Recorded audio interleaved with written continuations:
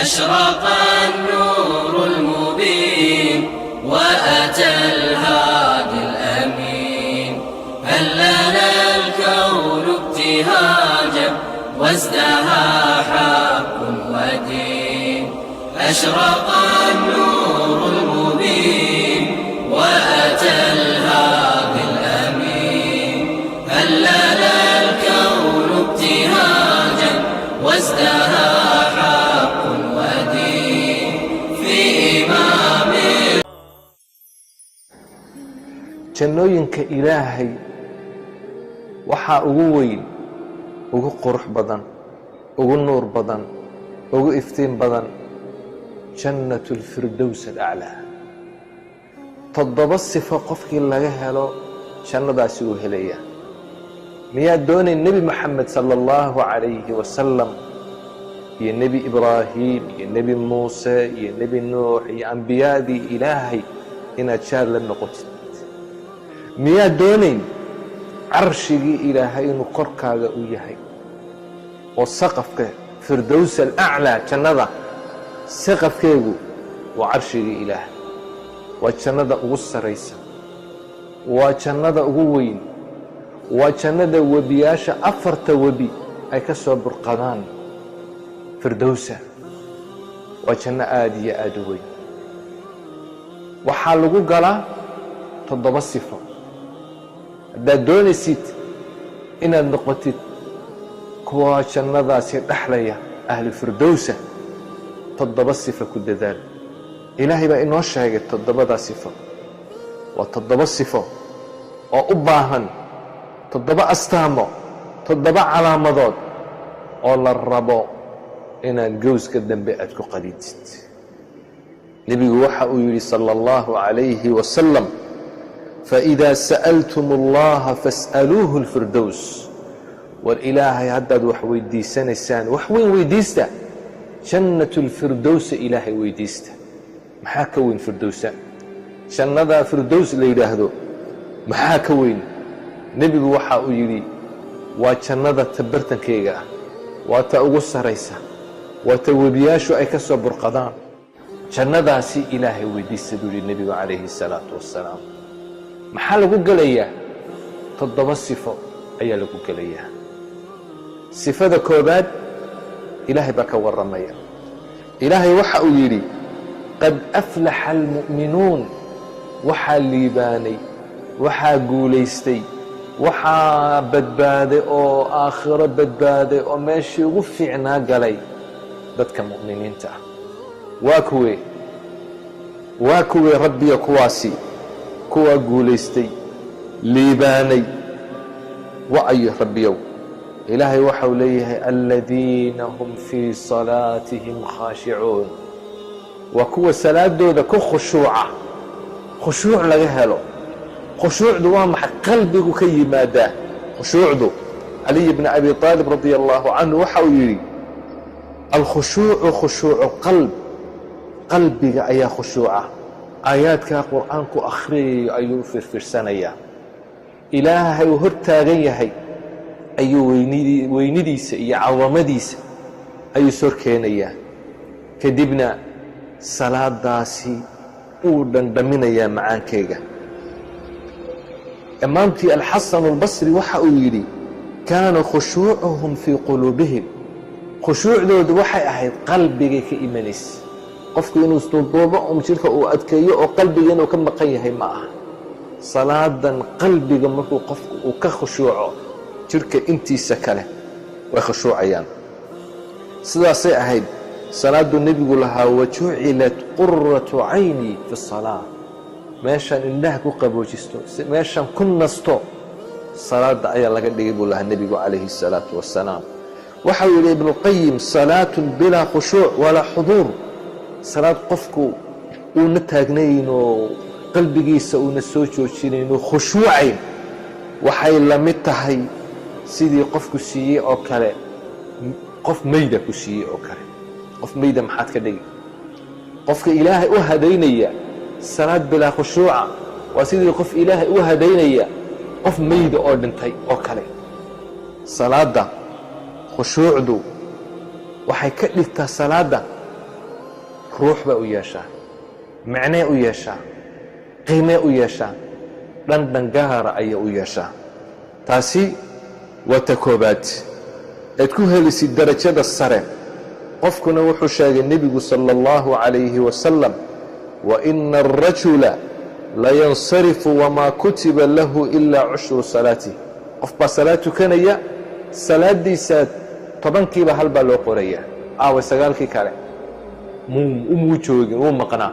kolba intaad joogtid baa lagu qorayaa, intaad xaadir tahay oo qalbigaagu uu xaadir yahay ayaa lagu qorayaa. taasi waa ta koobaad, salaad khushuuc leh, ilaahay weynidiisa ay sor keenaysid ood ku raaxaysanaysid. ka labaad, sifada labaad, astaanta labaad, ilaahay waxa uu yidhi waaladiina hum cani allagwi mucriduun.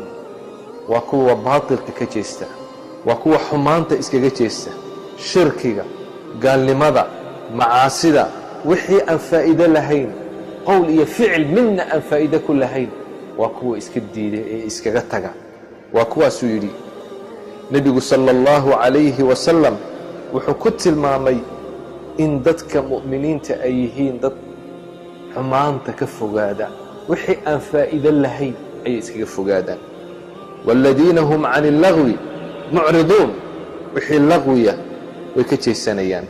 ta saddexaad, waaladiina hum lizakaati faaciluun, zakada ayay gutaan, zakada maalka way gutaan, naftoodana way taskiyadeeyaanoo way tahiraanoo dunuubta ayay ka maydhaan. idan axibatii fi اllaah, waa shardiga, waa sifada saddexaad. ta afaraad, waaladiina hum lifuruujihim xaafiduun, waa kuwa farjigooga cawradooda xafida, ilaa calىa aswaajihim aw maa malakat aymaanuhum fainahum hayru maluumiin. haweenkiisa mooyaane waxaa kale uu ka ilaaliyaa, farjigiisa ayuu xafidaa, xaaraantu ka ilaaliyaa. kaasina wuxuu ku jiraa dadkaasi guulaysanaya. ta shanaad, ilaahay waxau ihi waaladiina hum liamaanaatihim, ammaanadooda iyo wa cahdihim iyo ballankooga raacuuna way ilaaliyaan. ammaanadii loo dhiibtay way gutaan, sideeday u gutaan, ma khaynaan. hadal haddaad ku aamintid, sir haddaad ku aamintid, xoole haddaad ku aamintid, waaddu lamaanaati ilaa ahliha. dadkii lahaa ammaanadeeda waa u xafidaan, way u ilaaliyaan, kama dayacaan. iyo cahdigooga, ballankooga. waa tii lixaad, ballantuna qofka muslimka uu ballantiisa u ilaaliyaa. calaamaadka munaafiqa wuxuu lagu tilmaamay inuu ballanta una ilaalin. laakiin qofka sifaadka lagu gaadhayo jannatu alfirdows alaclaa waxa weeyaan cahdiga, ballanta ayay ilaaliyaan buu ilaahay yidhi. cahdiga waa culus yahay. in maanta la yidhaahdo muslimku ballan male, waa wax aad iyo aad u farxun. ta toddobaad ee ugu dambaysa, ilaahay mar kale ayuu ku soo celinayaa waaladiina hum calىa salaatihim yuxaafiduun, salaadooda ilaaliyaan. waxaa lagu bilaabay salaadda way ku khushuucaan, waxaa lagu dembaysiiyey salaadooda way ilaaliyaan, wakhtigeegay ilaaliyaan, khushuucdeeday ilaaliyaan, arkaanteeda iyo shuruuddeeda iyo wax alla wixii laga rabo oo dhan ayay ilaaliyaan. salaaddu ahmiyaddaas ayay leedahay. abaalgud maxay leeyihiin dadka toddobadaa sifo laga helay? ilaahay wuxuu ulaa'ika hum alwaarihuun, kuwaas u weeyaan kuwa dhexlayaan. xaggay dhexlayaan? aladiina yarihuuna alfirdowsa alaclaa, firdowsa, jannadaa firdowsa kuwa dhexlaya buu ilaahay leeyahay. waa kuwaasi bas, kuwaasaa ku guulaystay. kuwaas meesha waa la ordaya. aladiina yarihuuna alfirdowsa hum fiiha khaaliduun, kuwaasaa firdowsa ku waaraya buu ilaahay yidhi. kuwaasaa helay. waasaabiquuna asaabiquun ulaa'ika almuqarabuun, kuwaa weyaan kuwii la soo dhoweeyey, kuwii gaarka ahaa waa kuwaa. kuwii guusha ku guulaystay adduunkan waa la tartamayaa, janna loo tartamayaa, aakhiro janna loo tartamayaa. kuwa guulaystay ee kuubka qaaday, koobka qaaday, darajada sare gaadhay waa ambiyaadii iyo shuhadaadii iyo saalixiintii iyo dad badan oo ilaahay u raaciyey. kuwan 7 sifo laga helay ayaa ka mid ah. ulaa'ika hum alwaarihuun aladiina yarihuuna alfirdowsa hum fiiha khaaliduun. jannadaasi ayay ku waarayaan, waa guul ay ku guulaysteen. jannadaasi axibatii fi illaah waa meeshaasi qaaliga ah. nebigu waxa uu yidhi alaa ina silcata allaahi haaliya, war ilaahay waxaan uu iibinayo, silcadan ilaahay uu iibinayo, xamaantan ilaahay iibinayo, jannadan ilaahay uu iibinayo waa qaali buu yidhi nebigu calayhi الsalaatu wassalaam.